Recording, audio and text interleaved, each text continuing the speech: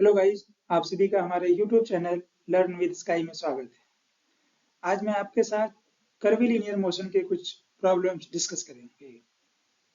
उम्मीद करते हैं कि आप सभी को मेरा ये वीडियो पसंद आएगा। तो आइए चलते हैं प्रॉब्लम की ओर।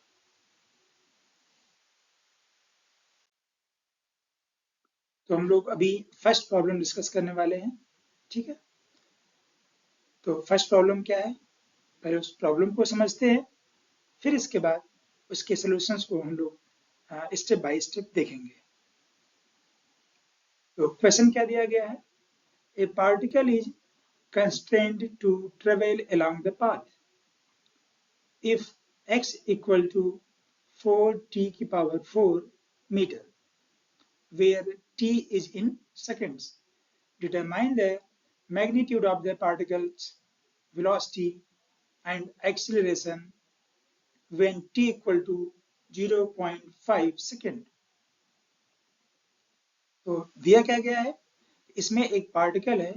ये पार्टिकल अगर आप ध्यान से देख पा रहे हो तो ये एक रेड कलर का एक डॉट पॉइंट नजर आ रहा है, जिसको मैंने यहाँ पे ए से डिनोट किया है, ठीक है। ये पार्टिकल है और ये जो पार्टिकल है वो इस कर्व के अलावा, किस कर्व के अलावा, जो आपको यहाँ पे ब्लू कलर से एक कर्व दिख रहा है, इस कर्व के अलावा मूव कर रहा है, ठीक है। और इस कर्व की इक्वेशन क्या दी गई है, y² इक्वल टू 4x, ठीक है। अब ये पार्टिकल इस कर्व के अलावा कब मूव करेगा, जब ये वर्टिकल येलो पार्ट हमारा x एक्सिस के अलावा मूव करना स्टार्ट करेगा, ठीक है।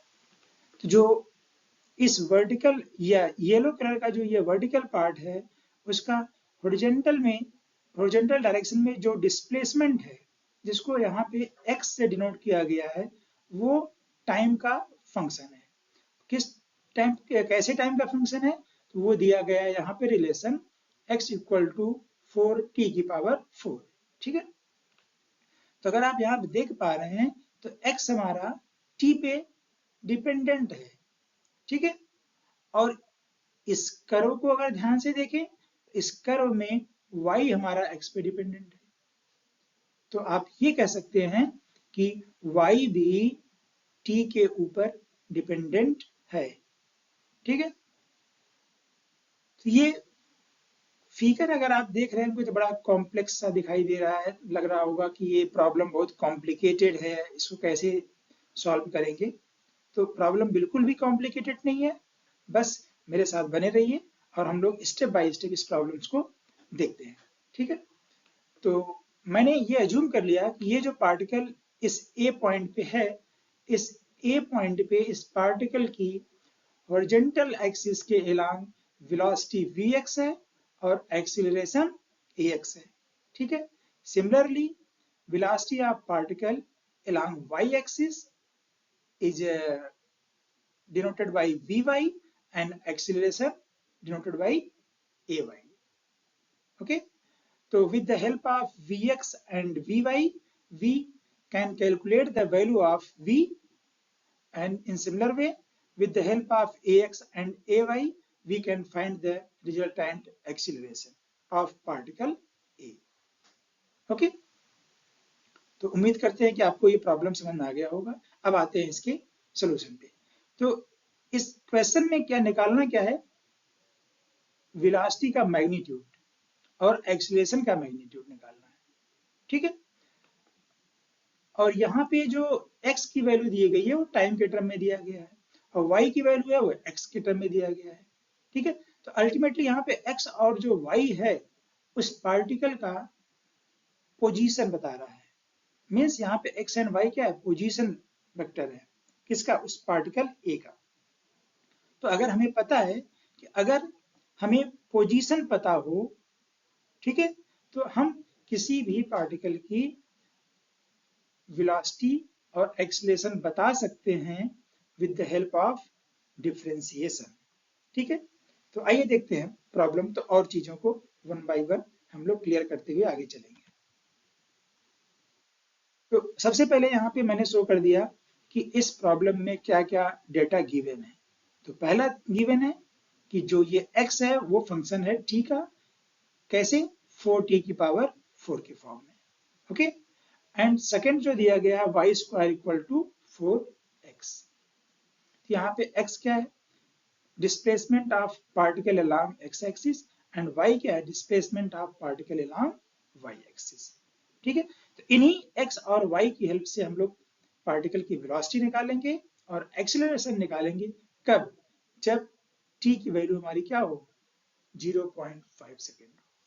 ठीक, तो आइए सबसे पहले हम लोग बात करते हैं वेलोसिटी की, उसके बाद हम लोग निकालेंगे एक्सीलरेशन। तो देखिए, as we know that velocity is equal to the derivative of position with respect to time। ठीक है, जैसा कि सभी को पता है कि जो वेलोसिटी होता है वो क्या होता है, rate of change of displacement. ठीक है, विद रिस्पेक्ट टू टाइम।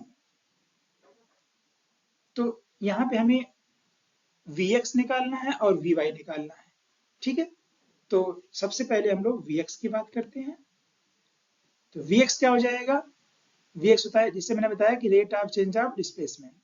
ठीक है, तो dx बाई dt। तो यहाँ पे x की वैल्यू दिया गया है 4t की पावर 4। तो x की जगह मैंने यहाँ पे 4t की पावर 4 को प्लेस कर दिया। 4 कांस्टेंट था तो मैंने इसको बाहर ले लिया, तो क्या मिल गया यहाँ से 4d बाई dt t की पावर 4।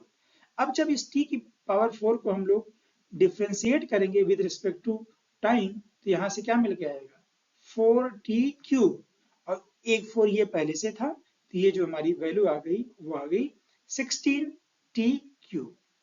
इस इक्वेशन को मैंने इक्वेशन 1 का नाम दे दिया। ओके, अब बात करते हैं हम y की। तो पहले हम Vy को t के टर्म में एक्सप्रेस कर देते हैं। ठीक है, तो जैसा कि आप देख रहे हैं यहाँ पे जो इस पार्टिकल के पाथ का इक्वेशन है, किस पाथ को फॉलो कर रहा है, वो दिया गया है y square equal to 4x। और हमें पता है यहाँ से x की वैल्यू क्या है 4t की पावर 4। तो यहाँ x की जगह मैंने 4t की पावर 4 को प्लेस कर दिया। इसको सिंप्लीफाई किया, यहाँ से किसकी वैल्यू आ गई 16t की पावर 4। तो y square equal to 16t की power 4, it means y equal to 4t square. ठीक है, तो अब यहाँ पे जो वर्टिकल डायरेक्शन में हमारा डिस्प्लेसमेंट था वो t के टर्म में एक्सप्रेस हो गया। ठीक है, यहाँ से आप कह सकते हैं कि जो हमारा डिस्प्लेसमेंट है अलोंग y वो t का फंक्शन है। ठीक, तो अब हमें निकालना है वेलोसिटी अलोंग y एक्सिस। तो Vy equal to dy by dt। ठीक, फिर इस y की जगह मैंने यहाँ पे प्लेस कर दिया 4t स्क्वायर। 4 कांस्टेंट था, इसको बाहर ले लिया, तो यहाँ से क्या मिल गया 4d by dt t square. अब t स्क्वायर का जो डिफ्रेंसिएशन होगा वो होगा 2t, और जब 2t को हम 4 से मल्टीप्लाई कर देंगे तो यहाँ पे हमको मिल जाएगा 8t। इसको मैंने इक्वेशन 2 बोल दिया। ठीक है, या 2 नाम दे दिया। अब आप देख रहे हैं कि Vx की वैल्यू भी t के टर्म में आ गया, Vy की वैल्यू भी t के टर्म में आ गया। तो अब हमें अगर Vx और Vy वैल्यू निकालनी है तो कब निकालनी है, जब t हमारा क्या हो 0.5 सेकेंड। तो इस इक्वेशन 1 और 2 में हम t की जगह अगर 0.5 पुट कर देते हैं तो 0.5 सेकेंड के पे जो हमारी Vx और Vy की वैल्यू होगी वो मिल जाएगी। ठीक है, velocity component when t equal to 0.5 second. तो Vx क्या हो जाएगा 16, और t की जगह मैंने रख दिया 0.5 का क्यूब। तो जब इसको मैंने सॉल्व किया तो यहाँ से वैल्यू कितनी हो जाएगी 2 मीटर पर second. Okay, similarly we put the value of t in equation number 2. 8 into 0.5 and we get the value of Vy. तो Vy की वैल्यू हमें कितनी मिल गई 4 मीटर पर सेकेंड। ठीक है, तो गाइज यहाँ पे हमें Vx और Vy की वैल्यू निकालनी थी 0.5 सेकेंड के बाद, तो दोनों वैल्यू मिल गई। अब हमें रिजल्टेंट वेलोसिटी निकालनी है। तो रिजल्टेंट वेलोसिटी निकालने के लिए क्या हो जाएगा, v equal to under root v x square plus v y square. v equal to v x square plus v y square, और वी एक्स और वी वाई की वैल्यू यहाँ पे पुट कर दिया, यहाँ से मिल गया v की वैल्यू आ गई 4.47 मीटर पर सेकेंड। ठीक है, तो उम्मीद करते हैं कि यहाँ तक आपको समझ में आ गया होगा। ठीक है, यहाँ से ये मिल गया कि ये जो पार्टिकल है, इस पार्टिकल की वेलोसिटी होगी 4.47 मीटर पर second at t equal to 0.5 second पे। ठीक है, अब हम बात कर लेते हैं इस वेलोसिटी का डायरेक्शन क्या होगा जब ये पार्टिकल इस पोजीशन पे पहुंचा होगा। तो डायरेक्शन ऑफ द वेलोसिटी, तो theta v equal to tan inverse v y upon v x. तो वी वाई की वैल्यू 4, वी एक्स की वैल्यू 2, इसको सिंप्लीफाई कर लेंगे। सिंप्लीफाई करने के बाद यहाँ से जो थीटा v की वैल्यू आ रही है वो आ गई 63.43 डिग्री। ओके, अब इस चीज को बेटा हम लोग ग्राफिकली भी ड्रा कर सकते हैं, शो कर सकते हैं।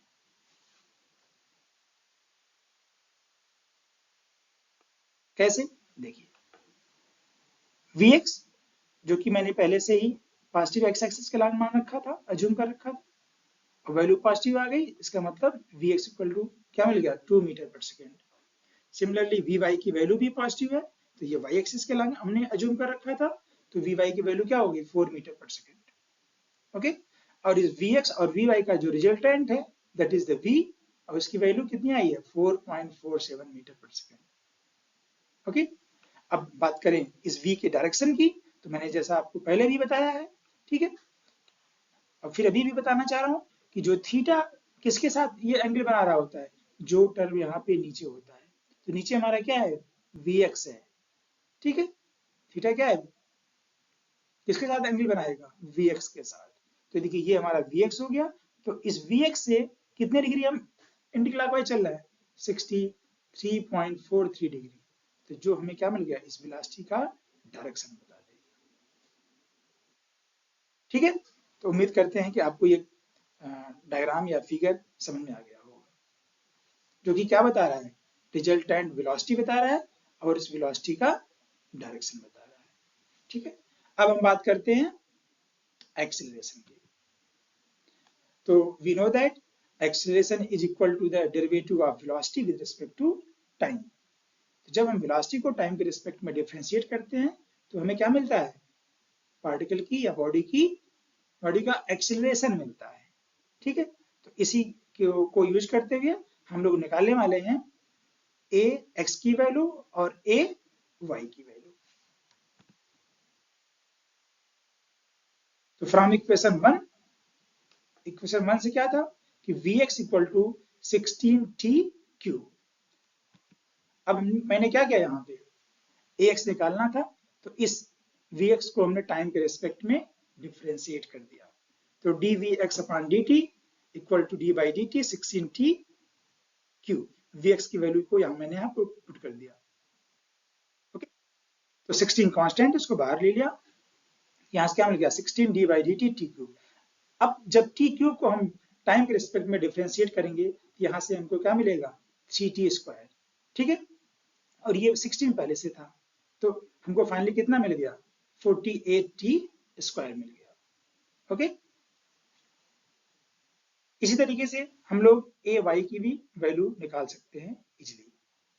तो इक्वेशन 2 से अगर हम देखें तो v y की वैल्यू है at। ठीक है, अब इस vy को हम लोग क्या करें, t के रिस्पेक्ट में डिफरेंशिएट कर दे, तो हमें क्या मिल जाएगा, ay मिल जाएगा। ay इक्वल टू हो गया dvy अपॉन dt।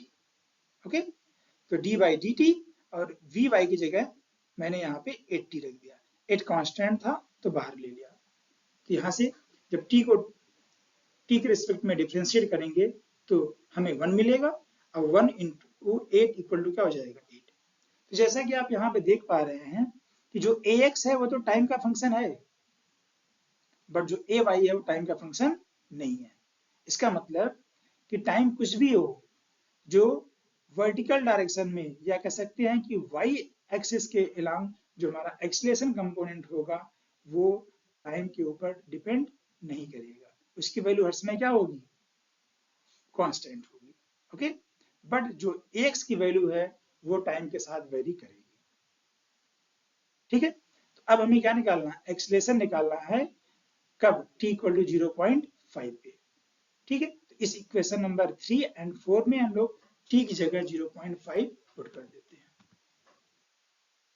तो ax की वैल्यू हो गई 48, तो यहाँ पे ax में t की जगह 0.5 प्लेस कर दिया या पुट कर दिया, तो यहाँ से ax की वैल्यू आ गई 12 मीटर पर सेकेंड स्क्वायर। चूंकि यहाँ पे इक्वेशन नंबर 4 में t का t टर्म था नहीं, इसलिए ay की वैल्यू 8 मीटर पर सेकेंड स्क्वायर ही रहेगी। ठीक है, तो यहाँ से हमें ax मिल गया और ay मिल गया। अब इस ax और ay की हेल्प से हम लोग रिजल्टेंट एक्सीलरेशन आसानी के साथ निकाल सकते हैं। कैसे निकाल सकते हैं, a equal to under root ax square plus ay square.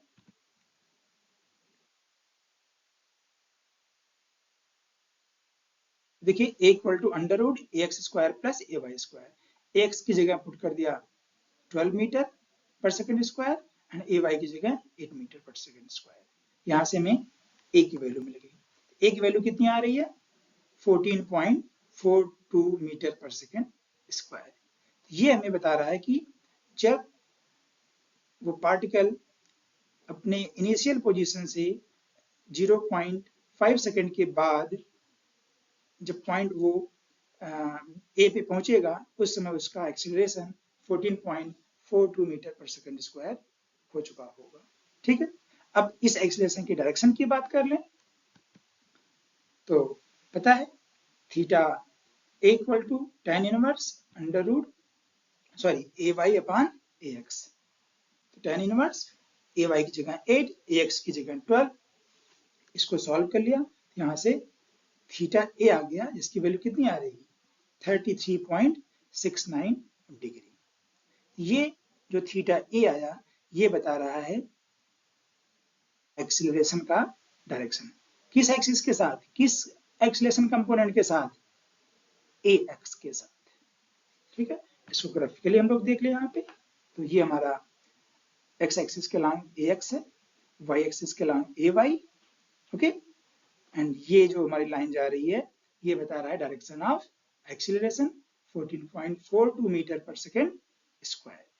ठीक है, और ये ए जो एंगल बना रहा है, मतलब ये जो रिजल्टेंट एक्सीलरेशन है जो एंगल बनाएगा 33.69 का, किसके साथ बनाएगा, जो टर्म यहाँ नीचे होगा।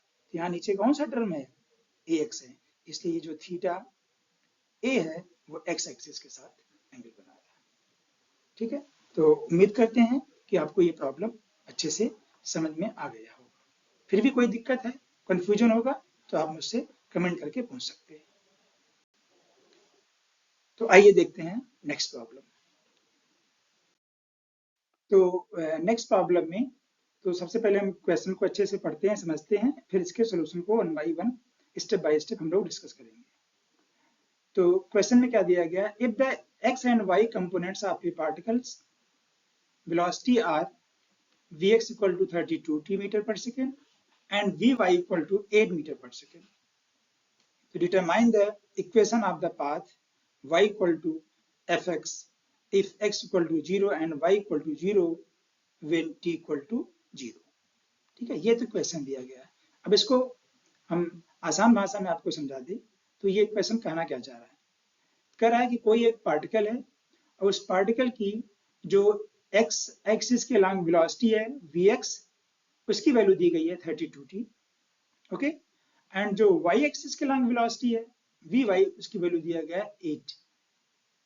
ओके, तो आपसे क्या करने के लिए बोल रहा है, वो पूछ रहा है कि vx और vy से पार्टिकल जिस भी x और y डायरेक्शन में मूव कर रहा है वो किस पाथ पे मूव कर रहा है।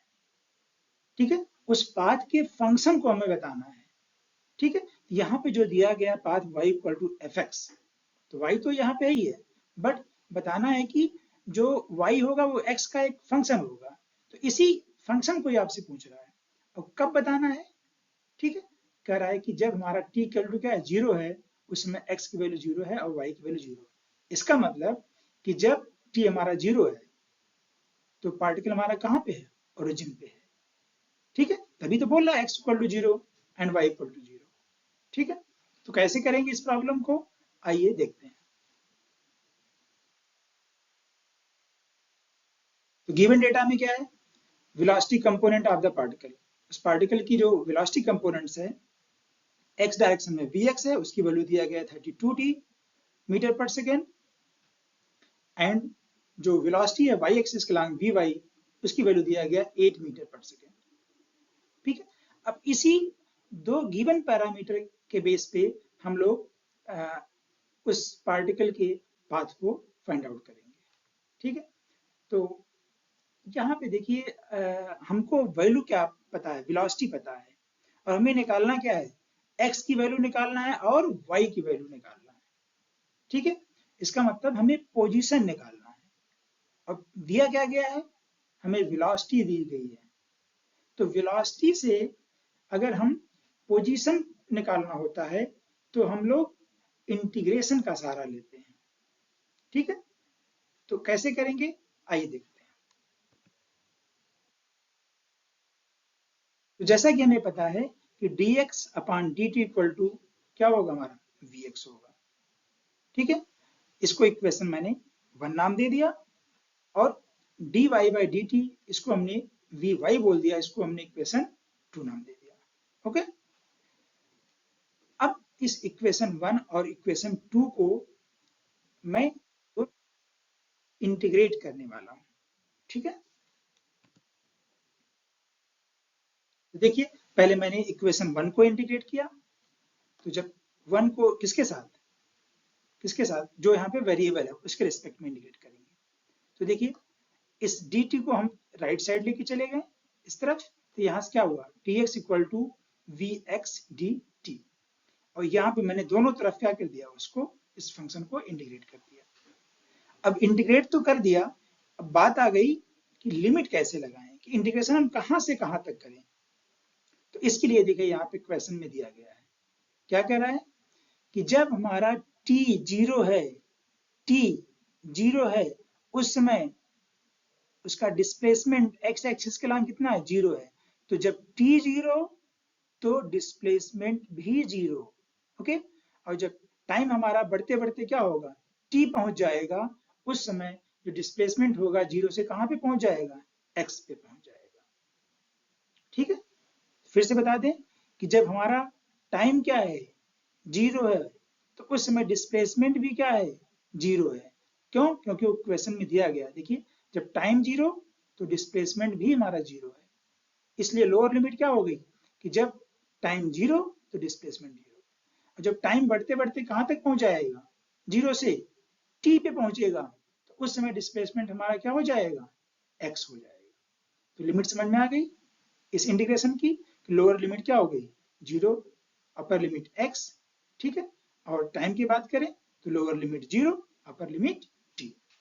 अब इस इक्वेशन को हम इंटीग्रेट करने वाले हैं, तो इंटीग्रेट करने के पहले यहाँ पे देखिए क्या लिखा हुआ vx, और vx की वैल्यू कितनी दी गई है, 32t दी गई, तो vx की जगह हम लोग क्या पुट कर सकते हैं, 32t। तो देखिए मैंने यहाँ पे vx की जगह 32 पुट कर दिया। अब चूंकि यहाँ 32 कांस्टेंट था, तो इसको मैंने क्या कर लिया, बाहर ले लिया, तो देखिए 32 बाहर आ गया, और अंदर क्या बचा, t इंटू डी टी। अब जब इस इक्वेशन को हम इंटीग्रेट करेंगे तो हमें यहाँ पे क्या मिलेगा, देखिए यहाँ पे क्या है, 1 है, यहाँ पे 1, और 1 का इंटीग्रेशन क्या हो जाएगा, x, ठीक है। और जब x में हम लोअर और अपर लिमिट रखेंगे, तो पहले अपर लिमिट पुट करते हैं, फिर देन लोअर लिमिट, तो जब x की जगह अपर लिमिट x रखेंगे तो x ही मिलेगा, ठीक है। फिर माइनस लोअर लिमिट, तो जब लोअर लिमिट में x की जगह 0 रखेंगे तो 0 हो जाएगा। तो अल्टीमेटली क्या मिलने वाला है, इससे हमें x मिलेगा, ठीक है। और यहाँ पे देखिए जब हम इस t को dt के रिस्पेक्ट में क्या करेंगे, इंटीग्रेट करेंगे, तो क्या मिलेगा, t स्क्वायर बाई 2 मिलेगा, ठीक है, t स्क्वायर बाई 2 मिलेगा। तो नेक्स्ट लाइन से में देखते हैं हम लोग, देखिए तो टी स्क्वायर बाई 2 आया, और ये कितना है 32, तो 32 और ये नीचे 2 कैंसिल आउट हो जाएगा, तो क्या मिलेगा हमको 16 टी स्क्वायर मिल जाएगा। तो एक्स की वैल्यू कितनी आ गई 16 टी स्क्वायर, इसको मैंने इक्वेशन 3 नाम दे दिया। ओके, सिमिलरली अब हम लोग बात करने वाले हैं ये वी वाई की। तो देखिए जो इक्वेशन सेकेंड है इसको हमने इंटीग्रेट किया, तो क्या हो गया integration d y equal to v y d t. फिर से बात आ गई इस लिमिट की, तो फिर से मैं आपको लिमिट बता दूं कि देखिए जब हमारा टाइम क्या होगा, जब टाइम 0 है तो डिस्प्लेसमेंट क्या है y 0। तो देखिए जब टाइम 0 तो डिस्प्लेसमेंट y भी हमारा यहाँ पे क्या है 0 है, और जब टाइम बढ़ते बढ़ते ये t तक पहुंच जाएगा तो उस इंस्टेंट पे जो हमारा डिस्प्लेसमेंट होगा y एक्सिस के अलावा वो कितना हो जाएगा y हो जाएगा। इसलिए डिस्प्लेसमेंट या y की लिमिट कहाँ से कहाँ तक हो गई 0 से y, और टाइम की जो लिमिट हो गई वो हो गई 0 से t। अब जब इसको हम इंटीग्रेट करेंगे तो देखिए यहाँ पे फिर से क्या आ गया 1, और जब 1 को इंटीग्रेट करते हैं तो क्या होता है यहाँ से y मिलेगा, और जब y में हम upper limit minus lower limit करेंगे तो अपर लिमिट y रखेंगे तो y को जब y से रिप्लेस करेंगे y ही मिलेगा, माइनस लोअर लिमिट यहाँ पे 0 रखेंगे तो अल्टीमेटली हम यहाँ से में क्या मिलने वाला y मिलने वाला है। और देखिए यहाँ पे क्या है वी वाई, अब वी वाई की वैल्यू कितनी है 8, देखिए वी वाई की वैल्यू कितनी है 8 है। तो अब जब यहाँ से इसको हम क्या करेंगे इंटीग्रेट करेंगे तो यहाँ से हमें क्या मिलेगा 8t मिलेगा, क्योंकि 8 भी तो कांस्टेंट है, और कांस्टेंट को जब इंटीग्रेट करेंगे t के रिस्पेक्ट में तो क्या होगा 8t आ जाएगा। और जब फिर से वही upper limit minus lower limit, तो अपर लिमिट रखेंगे t की जगह t और लोअर लिमिट रखेंगे t की जगह 0, उसको सॉल्व करेंगे तो क्या मिलेगा y इक्वल टू 8t मिल गया। इसको इक्वेशन मैंने 4 नाम दे दिया। ओके, अब देखिए इक्वेशन 3 और इक्वेशन 4, यहां से x मिला और यहां से y मिला। अब जिस इक्वेशन की बात कर रहा है इस इक्वेशन में जो y किसका फंक्शन होना चाहिए, y t का फंक्शन नहीं होना चाहिए। देखिए y यहाँ पे t का फंक्शन तो आ ही गया, अगर आपसे y t के फंक्शन में पहुंचता फिर तो ये हमारा फाइनल आंसर हो जाता। बात समझ में आ रहा है, ये हमारा फाइनल आंसर हो जाता। बट आपसे क्वेश्चन में क्या पूछ रहा है कि उस पार्टिकल की इक्वेशन बताइए, उस पाथ की इक्वेशन बताइए जो क्या हो x के टर्म में हो।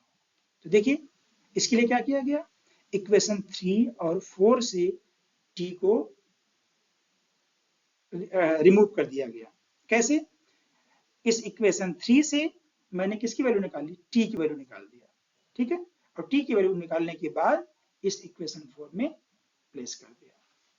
तो देखिए जब इस इक्वेशन 3 को यहाँ से सॉल्व करेंगे, इक्वेशन 3 को सॉल्व करेंगे तो t की वैल्यू क्या आएगी, देखिए 16 हमारा नीचे चला जाएगा, 16 नीचे कितना हो जाएगा t square equal to x upon 16, ठीक है। देखिए और फिर जब उसका स्क्वायर रूट ले लेंगे तो t की वैल्यू कितनी हो जाएगी अंडर रूट x अपान 16। अब यहां से देखिए जब हम इस 16 को स्क्वायर रूट के बाहर ले आएंगे तो क्या मिलेगा हमको 4, ठीक है। तो देखिए बाहर आ गया तो कितना होगा 8/4, और ये स्क्वायर रूट के अंदर क्या बचेगा हमारा वो x बचेगा। तो यहाँ पे हमने स्क्वायर रूट के अंदर क्या पुट कर दिया, सॉरी x रहने दिया। ओके, अब देखिए 8 जो है 4 से कट जाएगा तो यहाँ से क्या मिल जाएगा 2 मिल जाएगा, ठीक है। तो फाइनली हमें क्या मिल जाएगा y equal to 2 under root x। तो देखिए y equal to 2 under root x। तो अब ये जो फंक्शन y की वैल्यू पूछ रहा था किसके टर्म में x के टर्म में, तो देखिए यहाँ y equal to 2 under root x आया, यहाँ पर t का टर्म नहीं आ रहा है, तो इसका मतलब क्या हो गया कि जिस फंक्शन की बात कर रहा है, ठीक है, जिस इक्वेशन की बात कर रहा था जिसके अलोंग हमारा पार्टिकल मूव कर रहा है वो इक्वेशन क्या हो गई y equal to 2 under root x, ठीक है। तो इस क्वेश्चन का यही फाइनल आंसर हुआ। तो गाइज उम्मीद करते हैं कि आपको ये प्रॉब्लम अच्छे से समझ में आ गया होगा। फिर भी कोई दिक्कत है तो आप कमेंट करके आप इस अपने डाउट को मुझसे पूछ सकते हैं। तो गाइज, अगर आप सभी को मेरा वीडियो ये पसंद आया हो तो प्लीज़ लाइक करिए, सब्सक्राइब करिए और शेयर करिए, जिससे और लोगों को भी बेनिफिट हो। ठीक है, और इसी तरीके के हम आपके लिए और भी अच्छे अच्छे वीडियो बना के लाते रहेंगे। तब तक के लिए बाय, थैंक यू।